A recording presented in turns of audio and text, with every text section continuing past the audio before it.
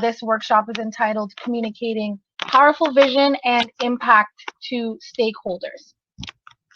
So just to introduce Daniel, Daniel is a creative director and strategist at his agency, Now Creative Group.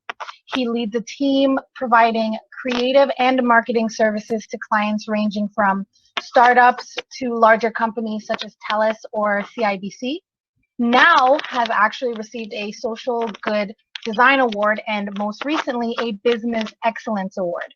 Daniel is passionate about helping others to create social change. After traveling to developing countries as a student, he founded a nonprofit organization to help children in the developing world receive an education and to empower local youth to become leaders. Today, Access supports youth who are creating their own projects and organizations for positive social change and offers mentorship and grants as Access Innovation. In response to the COVID-19 pandemic, Daniel partnered with fellow entrepreneurs to launch Maskwell, a company that produces reusable, locally designed masks for everyday life, featuring high-efficiency air filters while supporting frontline healthcare workers with every purchase. In addition to this, Daniel takes the time to mentor students from high school to post-secondary on starting their own initiatives, businesses, and careers. He shares his learnings and experiences on his blog, videos, and podcast and live interview show Now. So thank you very much, Daniel, for being here. I'll let you take the stage. All right, thank you so much, Caron, for that awesome, long, detailed introduction. So I won't have to spend much time on the introduction part of my presentation, but I'm super excited to be sharing today. So I'm just going to pull up my screen and I will get started with the talk.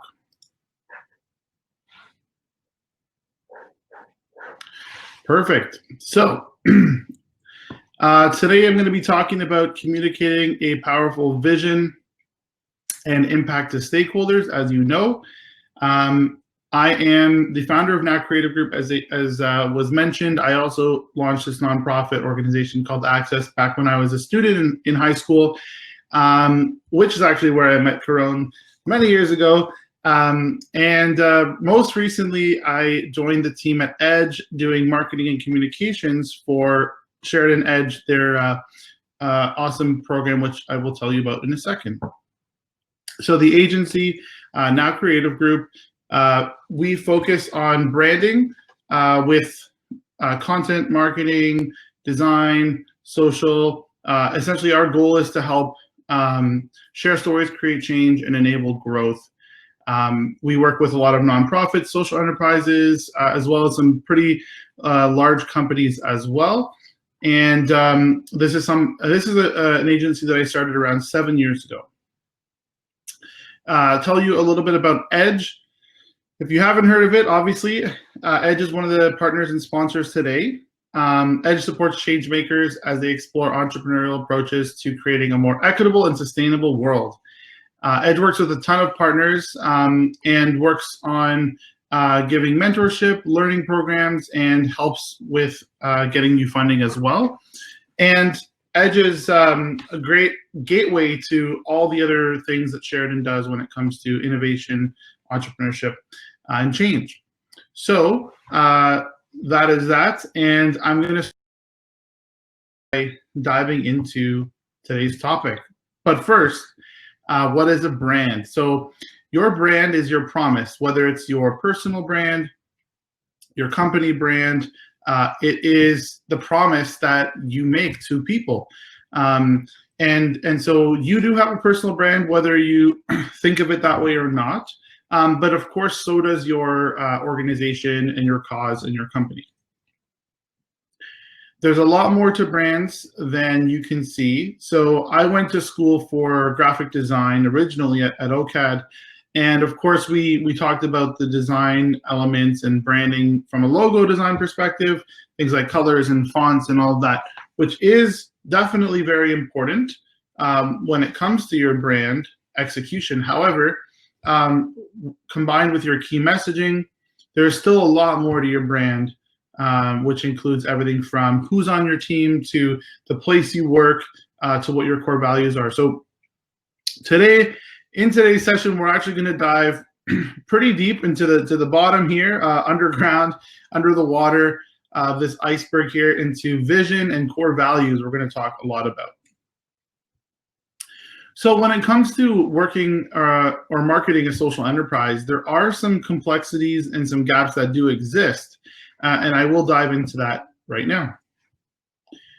So normally, when you're actually starting a social enterprise, as we learned in the first workshop today, you're trying to really solve a problem or fill a gap for something that's been neglected, whether it's a community, a certain demographic, whatever the issue is, it's been neglected. And that being said, there may not be a ton of research available to actually serve that market because it hasn't necessarily been served a lot before.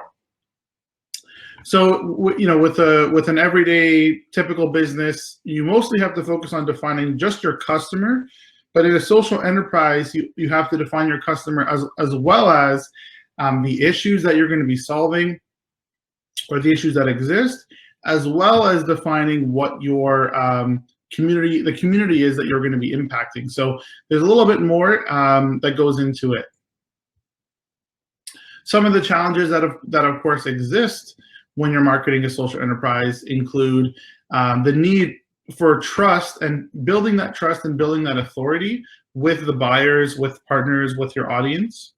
Having domain expertise is also difficult. So for example, if I'm starting a company that sells matcha green tea, I have to have expertise in the tea industry as well as the area that I want to support or help or develop. So if I'm selling matcha green tea and my goal is to employ, for example, employ seniors in a remote village that don't otherwise have employment opportunities, I have to actually know a lot about both of those factors. So that's one of the challenges. Of course, the other one is pricing. Now, typically, to produce something ethically and sustainably, sometimes there are there are higher costs involved, and so pricing can sometimes be a challenge when it comes to social enterprises. Making your impact sustainable is also something to focus on. Again, it's easy for me to direct profits from my fake matcha business to hand it over to people in a certain village in a certain country, but that's not actually creating necessarily sustainable, lasting change unless we set up some type of program or infrastructure for that to happen.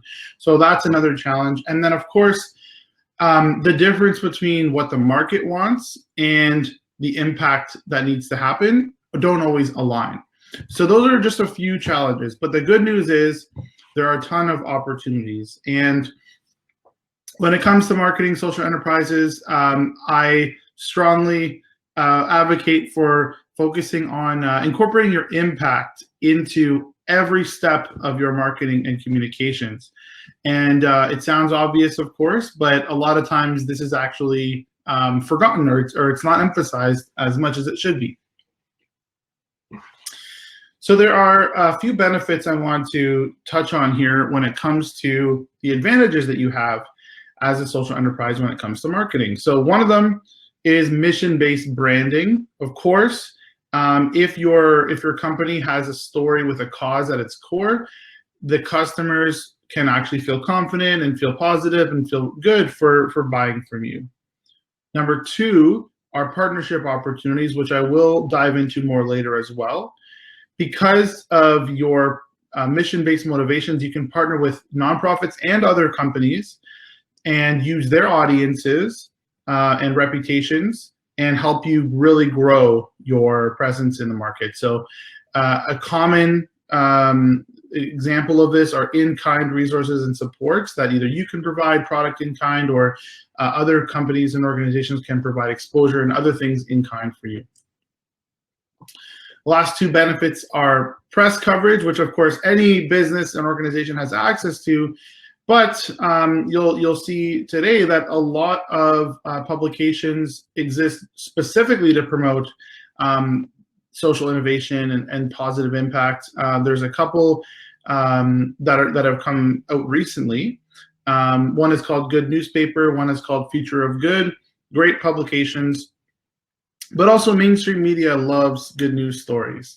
And obviously we need a lot more good news stories. We've had a rough several months of news with COVID and with the elections specifically, and a lot of other issues that have been taking place around the world. And so people love these good news stories of impact. So that's one thing you can leverage. And lastly, certifications and support systems. So of course, we're not talking about funding today, but there are a lot of funding opportunities available for nonprofits and social enterprises. And there are certifications, which I will jump into now, shortly, which really help from a credibility standpoint, transparency standpoint. And there are a lot of benefits, such as being able to attract employees, volunteers, and investors. So those are 4 advantages that definitely, I think, outweigh any of the negative or the challenges. So before you can actually communicate your vision to the world, you have to find it and define it. And of course, you may have some ideas already. You may already be running your organization or your business, but it doesn't hurt to kind of buckle down and define it a little bit further. So one of the things to start with is your own beliefs, values, and attitudes. Now, of course, these all intertwine and they affect each other. So something you value is obviously something that you find important. Belief is something that you believe to be true. And that's usually something like a belief that you've established or developed over time. And an attitude is how that makes you think, see, feel, and behave. Of course, you can adjust your attitude and even some of your beliefs over time, but your values typically are at the core, and they really stick. And by the way, this can affect everything from your personal life to your job to where you choose to work and volunteer, as well as, of course, your organization, your company, or your venture that you're starting. Now, when it comes to your brand's values, message, and marketing, again, values at the core. So what is important to your social enterprise or organization? These are things you can think about later as well. We are going to do an activity shortly to dive deeper into this too. The message. So what do you believe is true because of that? So because of that thing that you value, again, this message is what you believe is true. And lastly, marketing is how you'll actually share the values and beliefs in your marketing and communications. A lot of times people do keep their values kind of personal, and they don't necessarily incorporate it automatically into their day-to-day marketing. So we're going to talk a little bit about how you can do that today. If you're wondering about kind of why you should spend time at all, maybe you're already selling products, maybe you're already working with people and you have partners, why should you actually spend the time to define your values? So obviously, it helps you with having clarity on your focus and direction. It gives you and your brand a stronger voice. It helps you to define your priorities, because again, when you're in entrepreneurship, there's a ton of things being thrown at you, and it's important to always have these values where you can go back and define them. It also gives you a deeper sense of purpose along the way. Of course, you have the ability to connect on shared beliefs. So a lot of the people today who are in the chat, for example, we can connect directly with each other because of our shared beliefs. And then, of course, business and personal alignment. This is super important. If you are planning on doing something long-term, you need to be aligned personally with the business, because otherwise you're not going to stick with it. And that's just what happens in entrepreneurship. All right, we're going to dive into this activity when it comes to core values. So get comfortable. If you have a notebook or paper, that's great. If not, pull up Google Docs. All good.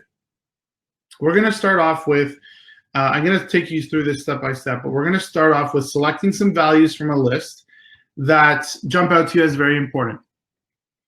So again, you're going to choose, there's a lot of values on the list that I'm going to show you on the screen, and you can choose any of them. But start to think of the ones that you would rate as super important for you. Then you're going to organize them into groups of similar values. And from that, you're going to create some themes, right? For example, let's just say one is about, let's say one of the themes is about environment, or one of the themes is about how you relate to people. Those could be some buckets that you come up with. And then lastly, you're going to choose which values best describes those groupings, right? So you're going to, again, this is just going to help you narrow everything down. You're going to choose 3 values out of this exercise at the end. So this is a huge list that we have here, ranging from acceptance down to wisdom and wonder. I'd like for you to take a couple of minutes to start to think of maybe 10 of these. And from that list, you're going to try to group them, 10 to 20 of them, and you're going to try to group them into 3 categories. And as you're doing this, just think the values, some of the values will become a category name, right? So for example, if ethical is one of your categories, you might decide to put equality, giving, generous underneath that value, right? So I'll give you just a few minutes to work together on choosing some of these core values.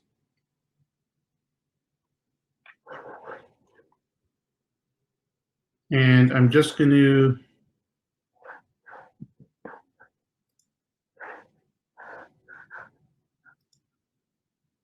oops, sorry about that. So hopefully you can still see the values. I know the text is quite small, but I just want to make sure that you can still have some stuff to choose from.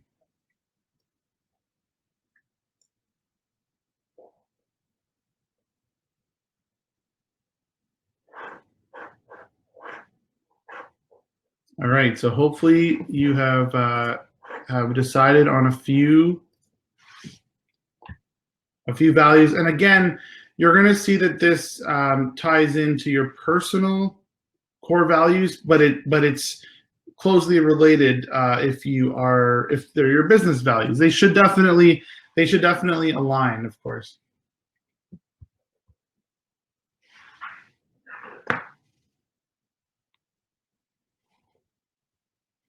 All right, so hopefully you can choose 3 of those core values to explore further during the session. And what you're going to do is you're going to actually make a few sentences out of those.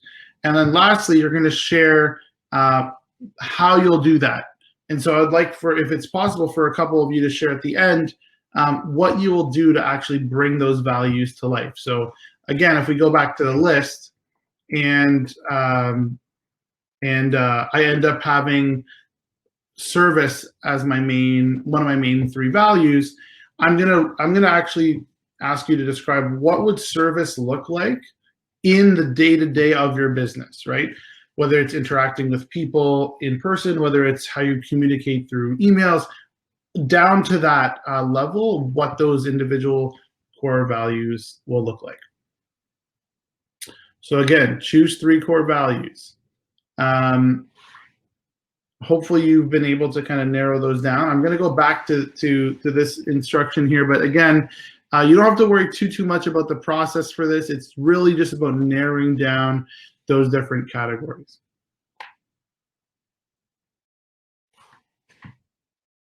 All right. So then what you're going to do is you're going to put some of those into a statement, right? So an I believe statement, right? Or you're going to add a verb to the beginning of or to the end of one of those words for each of those 3 values. So for example, if I'm looking at optimism, you can say your sentence could be something like, I believe in helping youth to discover to look at their life through an optimistic lens. So I'm going to use optimism as a vehicle for XYZ goal. So again, I believe that imagination, if you're choosing imagination as a value, I believe that imagination has the power to open up minds and change the world. If you're looking at curiosity, again, you can say that I believe that curiosity is the key to solving XYZ problem. So think of those I believe. And again, you can also add a verb, for example, such as if you're looking at fairness or equality, you could say I believe in enabling equality or helping to share fairness, whatever verb you'd like to use.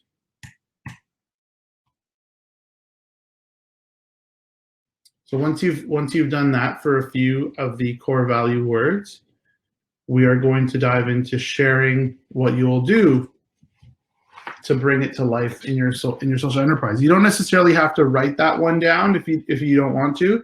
It's more so about how will this value now inform your actions, your marketing, or another aspect of your brand.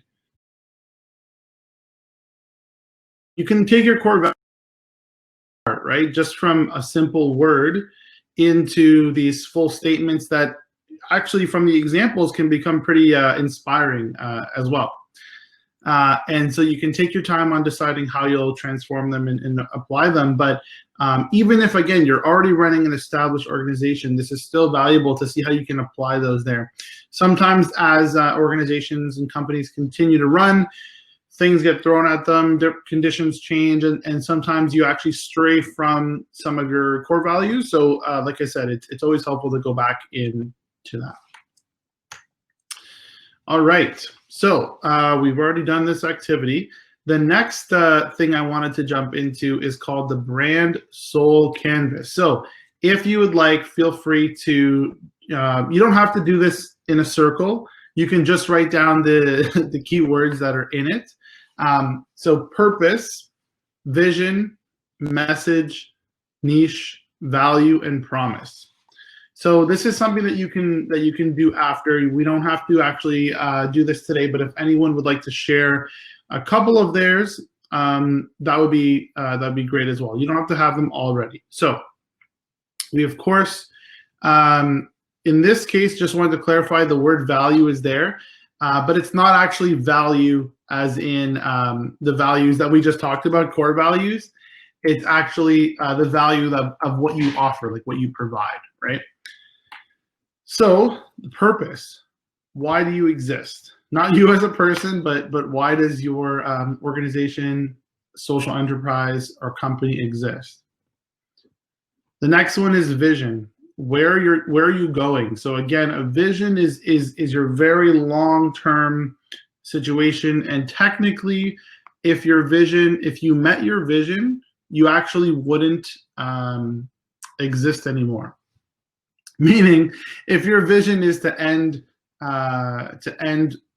world hunger, for example, and you met that vision, great. You don't need your organization or your company anymore, right? So again, think big for that. For your message, what are you saying? What is your day-to-day? So some of the things that we just talked about in the previous activity can become your message, as some of the examples were a full message, a full statement. Your niche, who are your people? So we're going to talk a little bit about that, a little bit about how to actually define that niche and how beneficial it is to be niche. Who are your people that you're trying to serve, and who are the people that are going to be those key supporters?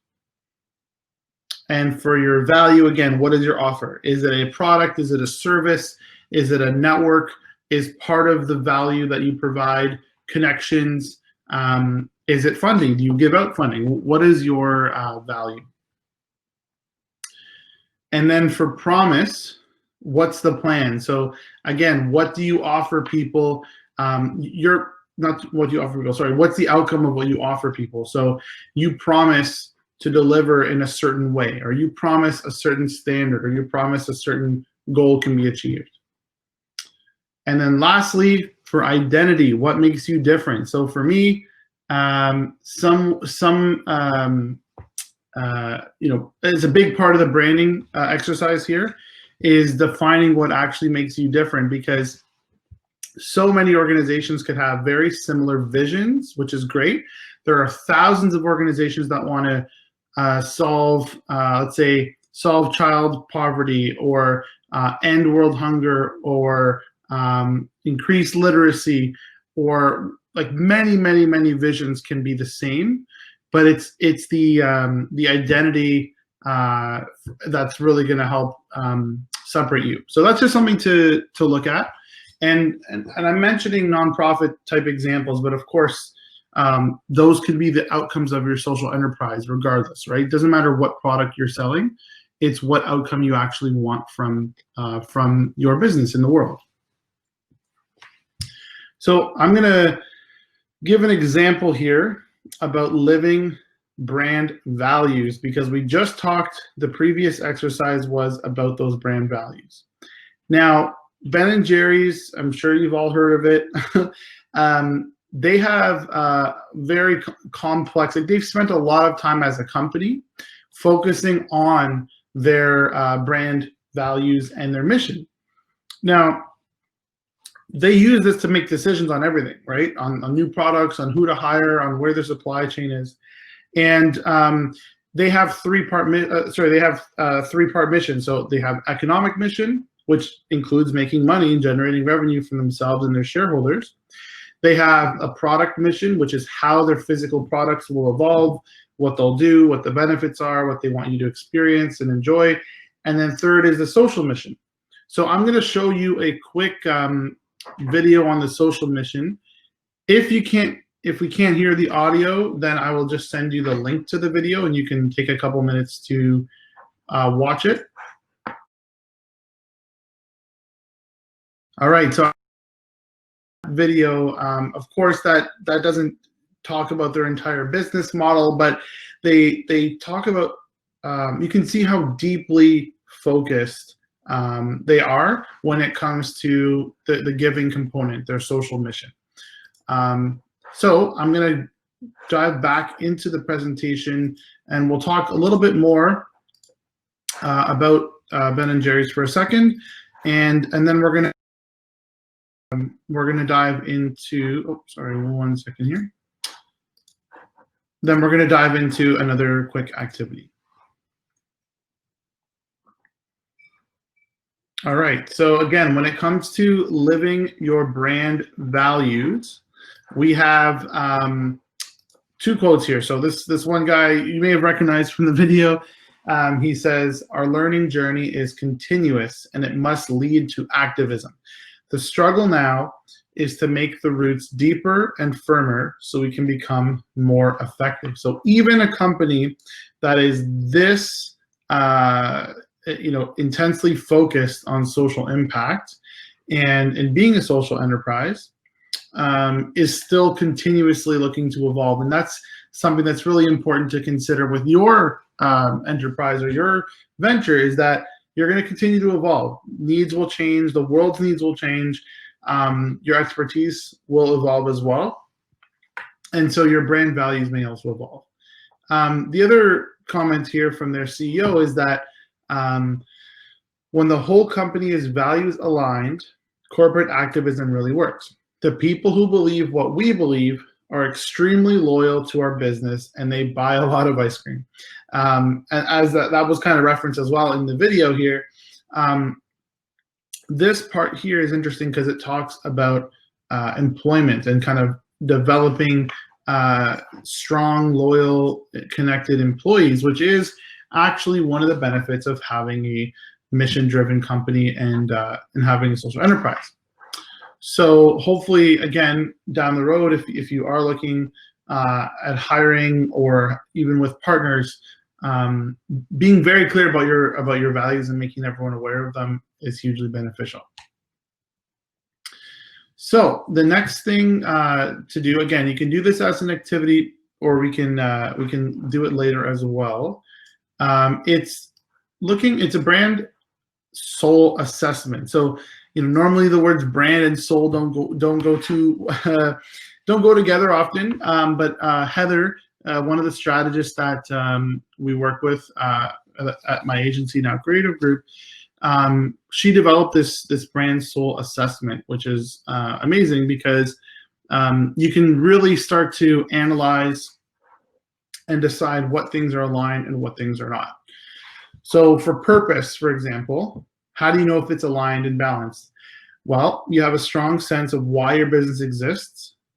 You're clear on your intention and purpose, and you're consciously co-creating with the universe, which means you're not just kind of sticking to your own thing. You're open to ideas, open to collaborations on that too. It is misaligned. You kind of forget why your business even exists.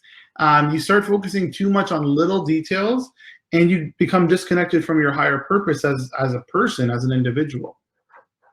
So again, just some things to keep in mind. When it comes to your vision, which we just spent a few minutes on earlier, you have a clear direction and leadership skills. You can visualize ideas and you can actually see the outcomes in your head, and you have the ability to communicate a clear vision. Now, having a vision is amazing, but without communicating it, which again is part of the theme of this talk, without communicating it, you're going to run into some issues. So, such as, again, being too focused on the short-term results, right? You can't connect to the vision or long-term goals, and you don't know your next steps or directions, right? Next, on the message front, and again, some of you have some established messages already. When it's aligned and balanced, you're confident in sharing your ideas and speaking, which some of you are already today from our examples. You're clear on your core message and your values, and your marketing is clear, creative, and effective. When your message isn't super aligned, you aren't actually able to communicate that, whether you're doing a video, a speech like this one, or you're creating content on Instagram, or writing a blog post on your website without being aligned on the message. Your marketing content isn't going to be very clear or effective. You might struggle with coming up with content because you don't know what to share, what lens to share it in. And then lastly, you're not actually sharing your truths and principles. You might just be kind of just regurgitating common things that you hear about, or kind of default content, and not being true to your original message. A few more things here. I know there's a lot of text, but I think that these are some helpful examples here. So when it comes to your niche, if it's aligned and balanced, you know your ideal clients and your niche. You empathize with your client's pain, which is great. And you create products and services that people actually need. And I mentioned when one of you came on today, actually two of you had pretty targeted niche people that you're serving. So that's great, because you can actually create those products and services that particular audience needs, right? When it's misaligned though, and a lot of people start off trying to serve everyone. When it's misaligned or blocked, you try to market to everyone, you're exploiting or ignoring customers' real pain, or you're creating offerings people don't actually need. And that happens all the time, right? Next, for when it comes to value. So again, these were some of the things that were in the circle, right? And I understand that we didn't have time to go through actually filling out the entire circle, but when you do end up doing that, these are ways that you can. These are ways you determine if it was effective, right? So for your value, clear offerings and value proposition, instead of just saying what the service is, you're saying how it helps. So for example, if I'm a marketing person, I'm not going to say that I build you a website. The value is that I help you get sales. I help you reach your audience, right? It's not I build you a website. That's the service. That's the deliverable. But it's the outcome and the value of having that website that you would mention, right? Confident in sales and self-promotion, and delivering promised value and benefits. When your value is not really aligned or not very clear, you're not clear on your offerings and their value, right? You can't really even sell your own services or your own products. You lack confidence in sales and pricing, and you struggle sharing your advantage and benefits. This is important. Also ties into your niche. What makes you the best person or the best product or service to serve that audience? Identity. So obviously my background is in design, and creating unique visual branding identity is super important. It's not everything, right? It's, as you notice, it's one component of this large strategy here, right? Your brand stands out and is differentiated. Your marketing has a consistent look and feel. Again, super, super important if you want to grow and build a strong brand that people resonate. When it's misaligned, you're using a generic brand, you're not standing out, and your marketing lacks personality or consistency. Both of those can be issues. And later on in the presentation, I'm going to end with a number of examples around how you can show or bring personality and consistency to your content. Lastly is promise. Be clear on your brand promise and mission. Follow through with your ideas, and you'll be grounded by systems, plans, and people. All of those systems, plans, and people have to share that vision and those values that we talked about earlier. All right. So, customer, who is your buyer? So this is one activity that we're going to jump into really quickly now. Defining your ideal customer will help with everything from targeting ads to making decisions about communications and marketing, even decisions to do with who you work with and who you partner with. So determining your key, determining exactly who your buyer is really important. I'm going to give you a couple of examples of customer profiles here. So in general, you're always going to start by identifying your ideal customer. Now, I'm using the word customer here, but for the most part, it may not be a customer. You may consider them a donor, a partner, a member, right? So just the word customer is being used, but it applies for all of that. Get really specific, and it's okay to have multiple personas. Again, personas and customer profiles here. So focus on a key segment of your audience. Again, if, for example, you are selling matcha, you could say that everyone can drink tea, right? Obviously, there's coffee drinkers that some of you may completely disagree, but you can say everyone can drink tea, everyone needs energy, and whatever the benefits are, caffeine, antioxidants, etc. And you can say, so yeah, so my marketing is to reach everyone. Well, that's definitely not where we're going, because if you market to everyone, you actually resonate with no one, right? So a marketing persona is meant to represent a segment of your target market, not the whole thing. If your target market is marketers, for example, let's say you sell a software product to marketers. You can have multiple personas for different types of marketers, as long as there's enough of a difference between them all. And you have multiple personas broken up by things like business size, industry, whatever works for your particular business. So this is just an example here. Hopefully the text is not too small for you to see, but I'm just going to show you 2 or 3 examples of what these ideal profiles look like. So on the left, you're going to have the most basic things: your age, how much money they make, how proficient they are in tech. The reason it's tech is because the example product here is a software. It's a tech product that they're selling, right? Motivations, though, this is something such as that you would. Sorry, motivations and pain points are things that you may not know right away if you haven't even launched your business. You should have an idea of what problem that you're trying to solve, but this is something that you'll develop by speaking with customers. So your motivations, what is actually gonna cause them to pursue your product or your service? Core needs, again, what do they actually need? What problem are you solving for them? What are their real life needs, and then what are their pain points? So in this case, you can see some examples there. Now, the next example, if you switch between these two, they're in the same this is getting very specific because they're in the same age group, 25 to 34. Their salary is almost exactly the same, right?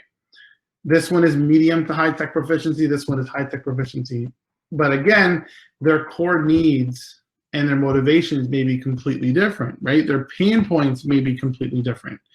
This individual attends 4 to 6 events per month. This person attends 12 events per month. So their pain points may be different. For example, his is finding time and staying on budget because he's looking to attend many, many, many events. So again, those are just different examples of setting up these types of customer profiles. This is the activity that I would like for us all to do now. So if you have a chance, I am going to share with you in the chat a link to download this if you wanted to. But again, you can just write this on a piece of paper, right? Your company name, your organization's name, your product or your service. Don't worry about the descriptive words. We're going to focus on the personas, the demographics specifically. And don't be afraid, again, to have a very specific person that you are selling to, right?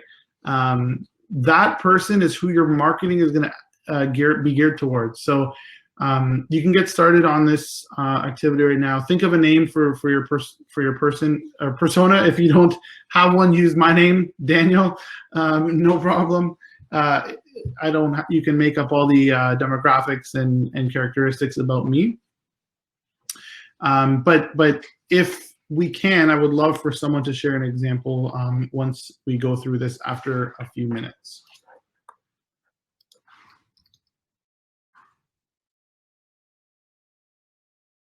Again, by going through this, it's very difficult for people to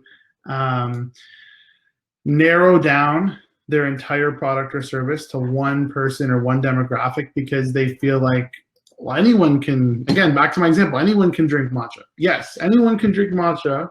However, who is the person that I want to target my ads towards? Who is the person that's going to be like the poster person for this product? And you're going to market to them. You're going to speak to them.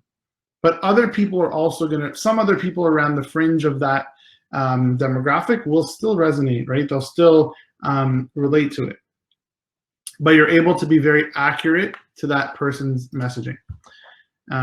Again, once you fill out the basic demographics, looking at things like their motivations, their objections they might have. So, for example, someone may say, "Oh, well, matcha is so much more expensive than coffee," or "Matcha is so much more expensive than regular bags of green tea." So you're going to write down what those objections are. And you're going to be able to in your marketing defend for that, right? So for example, if I continue with my matcha example, you would say things like, yes, it's more expensive than coffee. However, it actually lasts significantly longer during the day from one serving of matcha. Or yes, it's more expensive than a tea bag of green tea, but it has infinitely more antioxidants, right? And it's much more refined. And so you're getting a lot more value. So you're going to be able to answer those objections. But for this activity, I just want you to come up with the demographics and then some of the challenges and objectives that they may have. Now, I'm going to put in the chat a downloadable template. If you can click on it, that would be great. Sorry, yeah, my message didn't send for those of you that were asking. This document here, it does explain more about buyer personas, but if you'd like to just go down to the blank section, that's totally fine. It's a PDF file of the buyer persona where you include those things that are on the page here.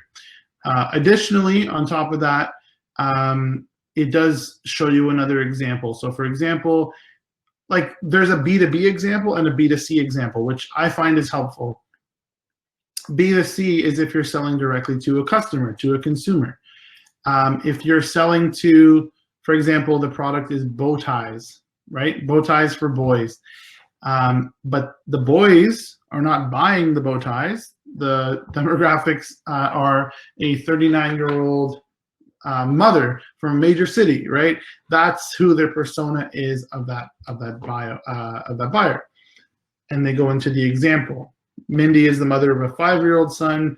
She loves to find stylish clothes at thrift stores, but because of her hectic schedule, she doesn't have time to shop for her trendy bargains. So what are some of the objections she might have? Well, she didn't have a positive experience in the past with online shopping. She doesn't like having to pay for shipping, and she wants her son to try on clothes. So if you look at the criteria, cost and quality are her most important factors. She values well-made clothes, but she doesn't want to sacrifice budget for style. And again, in the end, of course, your business would solve this person's problems, right? But you're gonna have to really define them first. You may, by the way, if you have completely different products and services, you have a wide range of them, you will end up being able to create separate personas. That's totally fine. These are buyer personas. What you'll do eventually is when you go to run an ad for them, or when you go to solve a problem for them, they'll be able to refer back to those specific things that you've put in here too. So I'm glad some of you. I'm glad some of you have access to the template. That's great. Again, you can download it for later use on Dropbox. You can save the link and do this later as well. Is there anyone who would like to share the demographics or just describe their persona, at least, of their ideal buyer?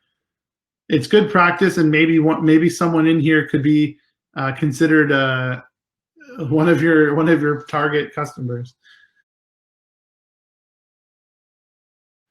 So thank you to everyone so far for contributing, and hopefully again you can find some value in doing this activity after as well. So when it comes to community, obviously everyone here today understands the value of networking and community and being part of an event like this. Leveraging your network and community of entrepreneurs and change makers can help you go really far. At Edge, for example, Sheridan Edge, I brought up at the beginning, that is a community of entrepreneurs and change makers, right? And that's one example of a group. Social Venture Circuit, who's organizing this event today, is another group who's kind of, again, curating this community and this network.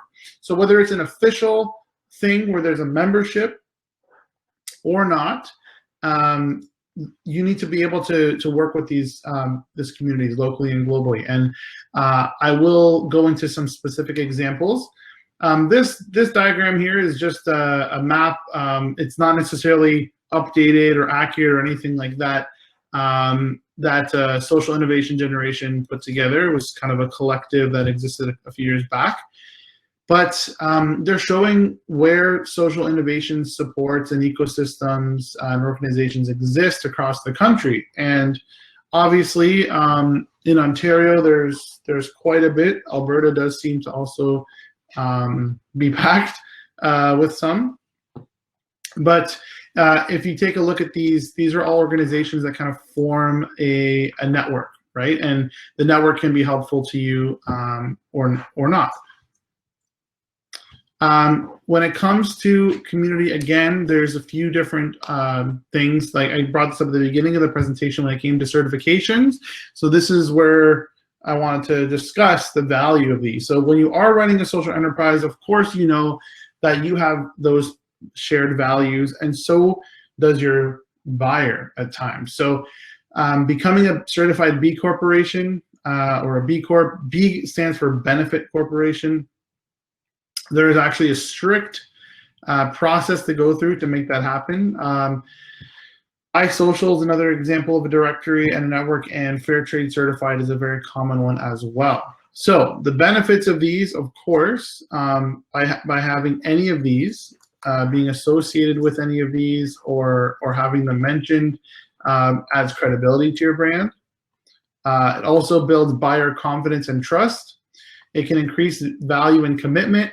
again, you get to join these local movements, right? Whether it's global, like Fair Trade Certified is global, right?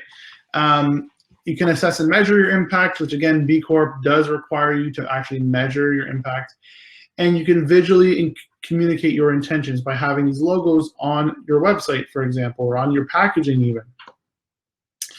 A few others, so these are Canadian ones. I've had the chance to work with or be a member of or collaborate with all of these ones specifically.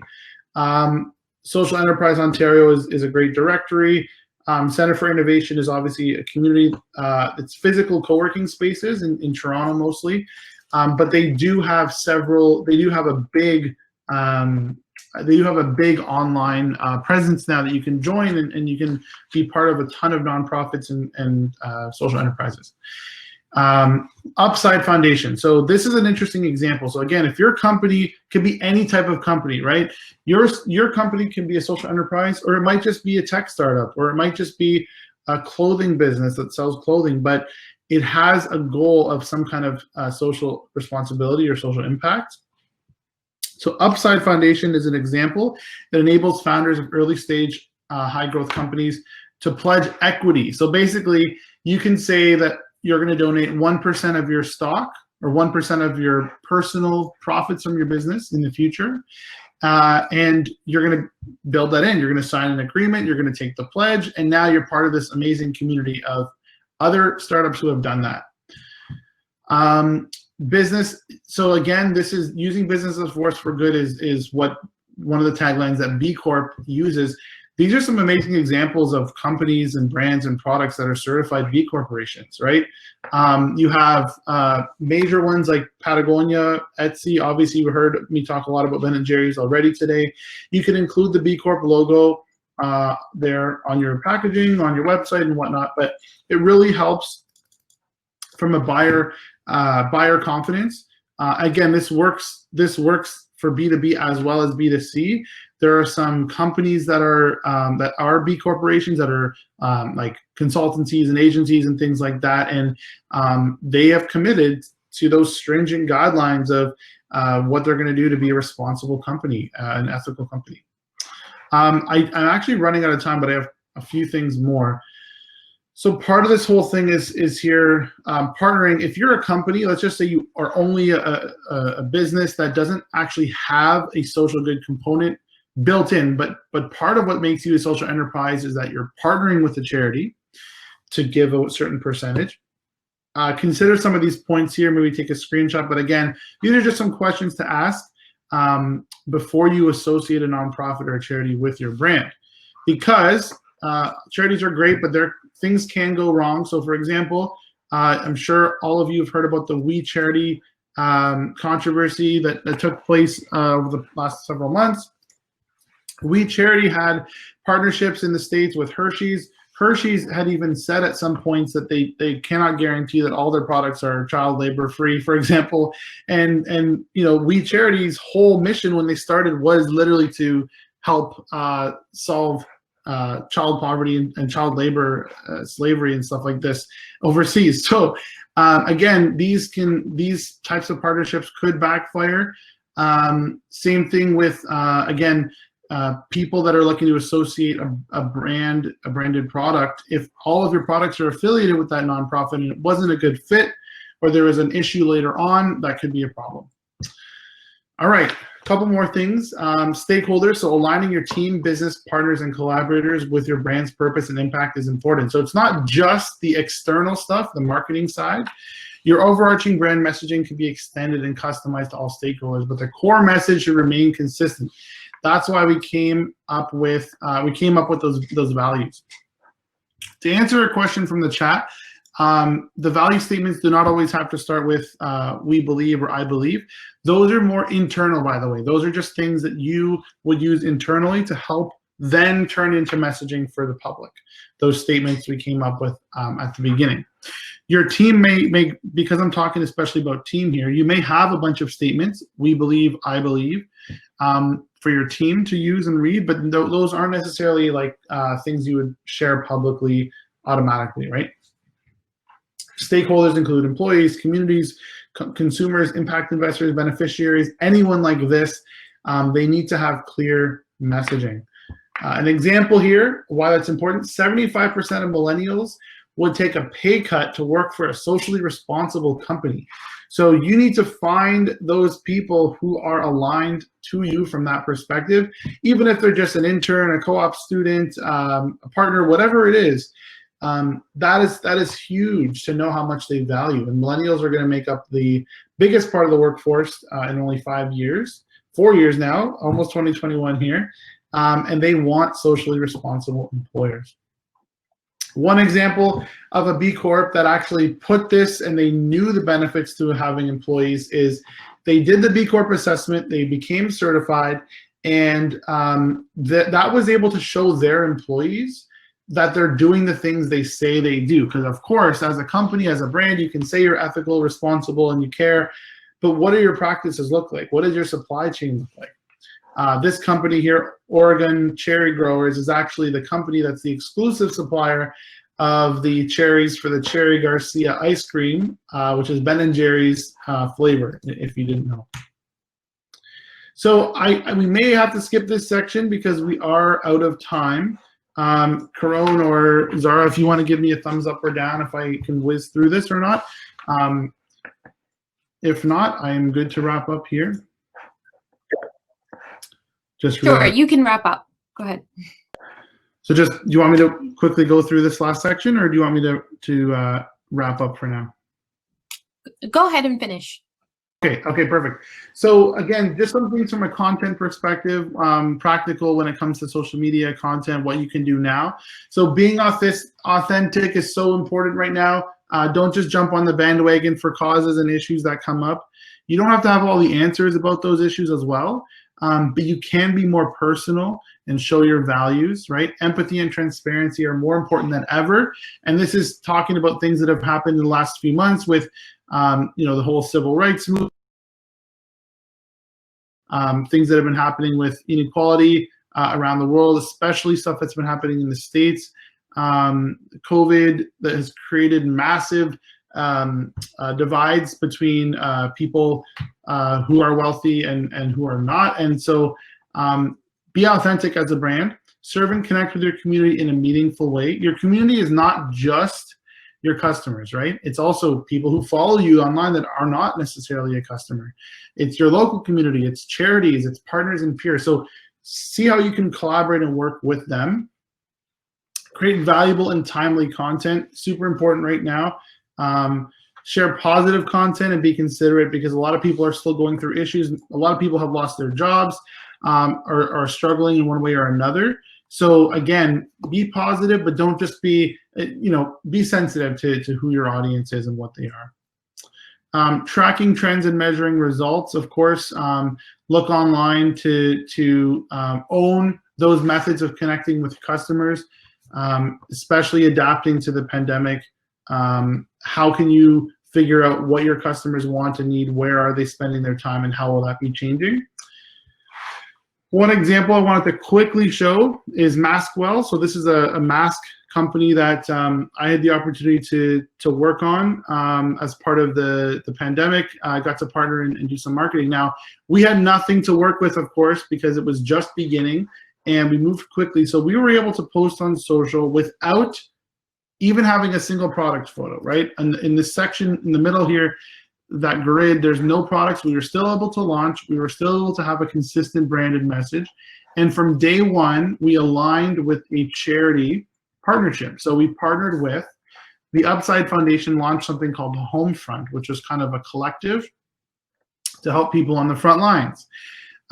So from day one, we built in that partnership where a percentage of every single sale, not just of profits, but a percentage of all sales, would go towards the Homefront. And that's something you can establish from day one. You can include it in your marketing, right?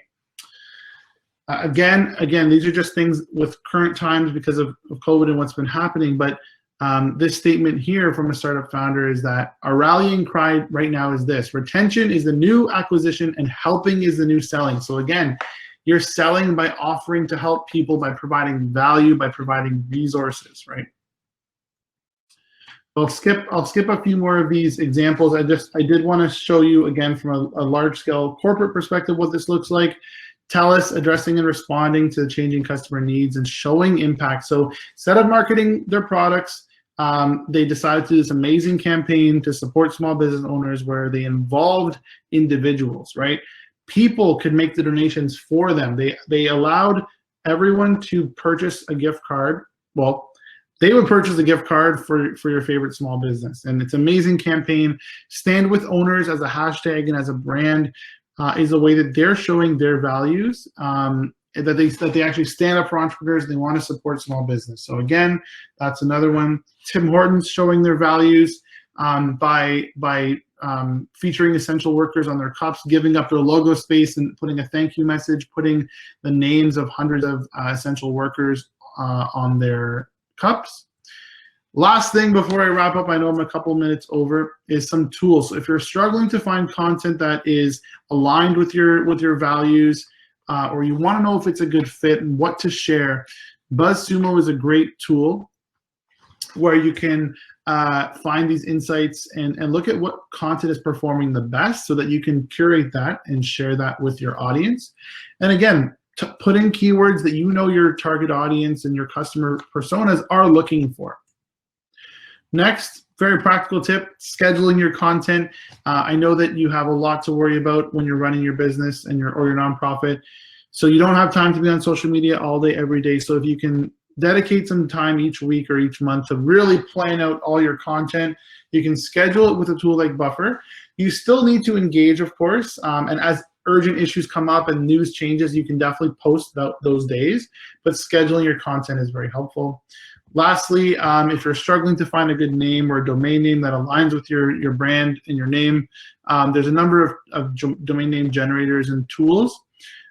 This last one is the tool you can use to check usernames across all platforms if you are starting a new brand or if you're renaming your brand. So that's it for my presentation. I'm sorry I quickly flew through the last section there on just the content marketing side, but hopefully from all of our activities today, from the brand values to the brand soul canvas and all of that, hopefully you have some takeaways that you can apply to your brand and your